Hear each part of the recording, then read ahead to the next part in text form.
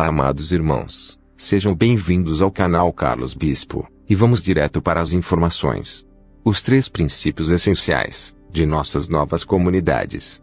Elior, com base em que podemos avançar na criação de novas comunidades. Compreendam que são essencialmente construídos sobre 3 princípios essenciais que se encontraram tanto à escala microscópica como à escala macroscópica, ou seja, que estas realidades serão partilhadas tanto nas pequenas comunidades como nas novas cidades que serão o material manifestação da rede da nova consciência. O primeiro princípio é o da fraternidade. É essencial cultivar a sensação de ser você mesmo, assim como cada membro da comunidade. Ninguém poderá deixar seu ego vagar em jogos de poder ou domínio sobre os outros. Nenhum ponto de vista pessoal deve prevalecer sobre os outros. E a integração dos pontos de vista através do exercício do diálogo moderador que será sempre único guia. Uma pessoa traz para a consciência coletiva um ponto de discórdia. Tem que ser tratado. Isso não quer dizer que a ação deva ser interrompida, pois as respostas surgem na ação, são ação. Mas nenhum ponto de bloqueio da conscientização deve ser adiado, sob pena de construir sobre bases instáveis. Um exemplo. Sim.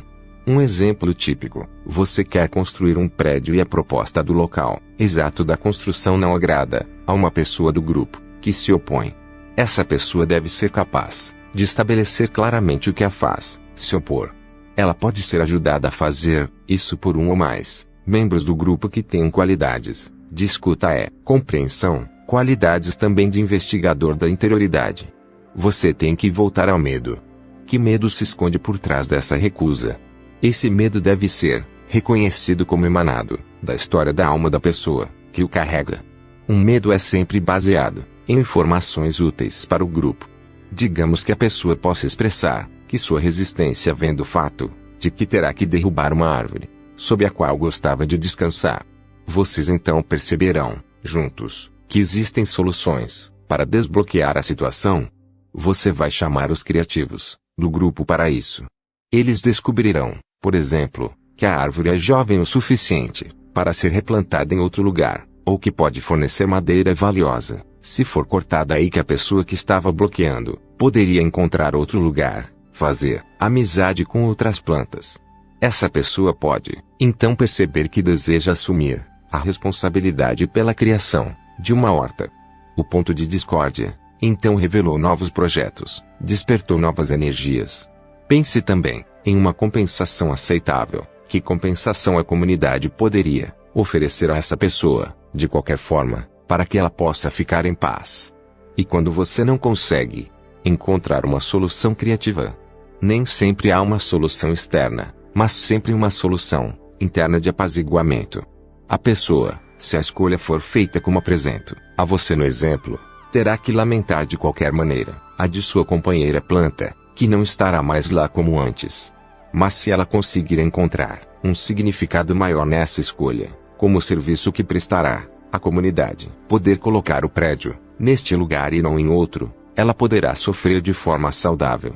Nunca sabemos o resultado de um conflito, mas qualquer resolução de conflito produz um suprimento de energia disponível para criar. Você o verá quando estiver em ação. Mas a ação, por exemplo, construir o prédio, pode ser significativamente retardada o tempo para encontrar uma postura que se adapte a todos. A ação é um fenômeno completo e complexo. O fato dessa pessoa bloqueada fazer parte da ação, já que essa pessoa faz parte do grupo. A partir daí, todo o grupo cuidará do sofrimento dessa pessoa e o ato será correto. Cortar aquela árvore e construir a construção tendo como base o sofrimento de uma pessoa será, para aqueles que podem perceber com profundidade suficiente, um ato desarmonioso para o grupo, e a construção construída sobre essa energia não reconhecida não terá uma base energética e duradoura. Algo não soará verdadeiro no clima deste edifício, na energia deste edifício, e toda a comunidade sofrerá. Você deve se tornar consciente dos planos psicológicos. Cada um dos habitantes de um lugar canaliza parte das energias psicológicas e mentais alojadas nesse lugar. Este é um ponto fundamental. Mesmo que você Não perceba essas implicações diretamente, que podem parecer distantes ou abstratas para você. Você logo as verificará por suas consequências.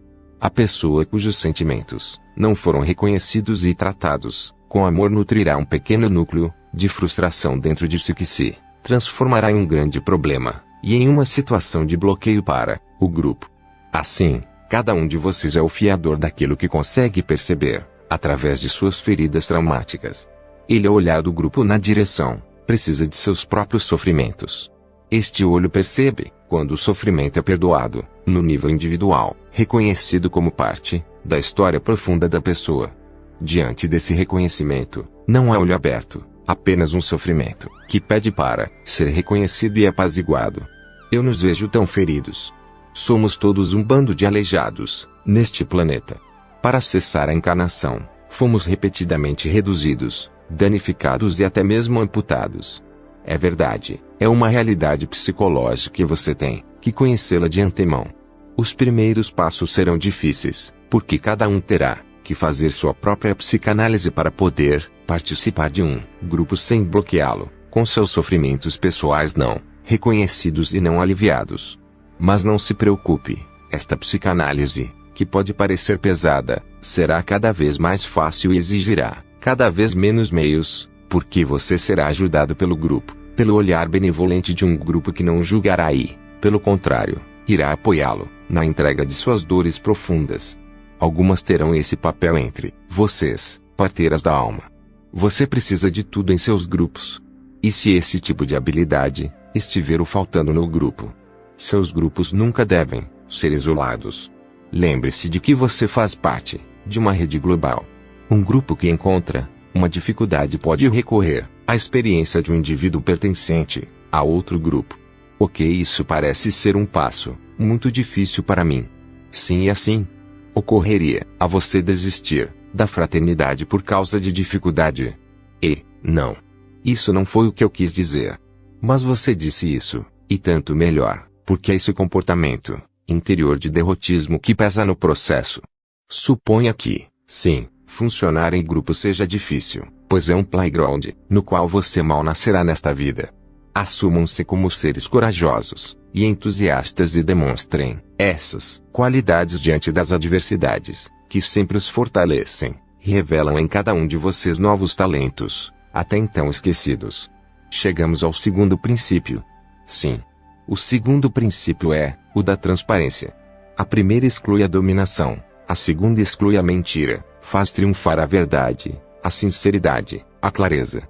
Embora muito complexo em suas ramificações e profundas implicações, é simples afirmar qualquer informação sobre um membro do grupo deve ser comunicada a ele. O que é conhecido por alguns sobre o grupo ou parte dele deve ser conhecido por todos. Isso requer uma infraestrutura de comunicação.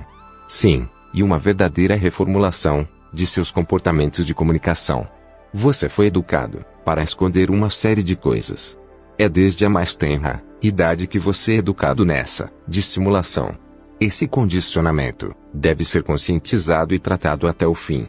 Isso também levará tempo. Isso significa que tudo deve ser conhecido por todos. Sim, até certo ponto. Isso não afeta a privacidade, de forma alguma. A informação pode permanecer dentro do quadro que lhe diz respeito, ou seja, conhecido por aqueles que ela impacta. Não precisamos falar mais sobre isso aqui, pois este ponto será objeto de 1000 questões que deverão ser abordadas e aprofundadas no decorrer do experimento.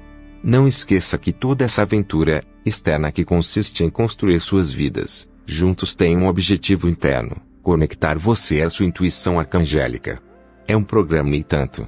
Você trabalha para encarnar o corpo de um arcanjo, na forma de uma comunidade mais ou menos importante, e trabalha, paralelamente em sua alma, para dar a ela essa dimensão. A matéria do seu planeta se tornará uma nova ferramenta de evolução nessa direção. Não cultivaremos mais apenas egos, mas almas que se dedicam ao divino e criam nele o seu lugar. O lugar do indivíduo em um coletivo material corresponde à ação de um anjo em um projeto arcangélico no lado sutil da vida. Nós conversamos sobre isso e vamos falar sobre isso novamente. O terceiro princípio então. O terceiro princípio é Talvez o mais difícil para você entender neste momento. Parecerá mais abstrato para você do que os dois primeiros porque diz respeito à natureza sutil do seu ser. Só posso expressá-lo para você por once, para abordá-lo. Simplesmente descreva. Veja uma grande bola de fogo, como um sol, iluminando uma comunidade de pessoas. Alguns podem olhar de frente, outros têm que desviar o olhar, porque brilha muito forte. O terceiro princípio é o princípio da não interferência, o do compromisso de todos em não querer que os outros percebam a mesma coisa que eles. Suas comunidades serão multicamadas, porque seus membros viverão literalmente em diferentes planos de consciência, dependendo da luz que conseguirem receber e transformar. Em outras palavras, haverá seres mais evoluídos do que outros. Sim, seres de diferentes níveis de consciência, sem que isso represente uma hierarquia, precisamente. Há um compromisso a ser assumido em conjunto, antes da formação de qualquer grupo, que é o de respeitar a maturidade de cada um e suspender qualquer julgamento contra a maturidade de um ou de outro. Quem diz maturidades diferentes, diz necessidades diferentes, e necessariamente circuitos diferentes, respondendo a essas necessidades. Assim, será dito em todas as suas cartas, que cada membro de um grupo deve ser capaz de fazer tudo, para reconhecer, aceitar e cuidar das necessidades dos outros, mesmo que não as compreenda, e mesmo que não compartilhe eles. Esse princípio permitirá a todos se emanciparem e os benefícios, para a comunidade, serão muito bons pela diversidade de caminhos. Vamos, amigos, tudo isso está progredindo e nos alegramos com isso, tanto eu quanto todos os meus irmãos, toda essa grande família cósmica que formamos. Estou feliz por termos conseguido cavar o canal um pouco mais fundo hoje. Dá muito trabalho. Chame do que você quiser. Prefiro chamar de muita alegria, em perspectiva. Obrigado, Elior. Obrigado. Fonte, foi Elia. Se gostou do vídeo, deixe seu like e compartilha. Muitas bênçãos.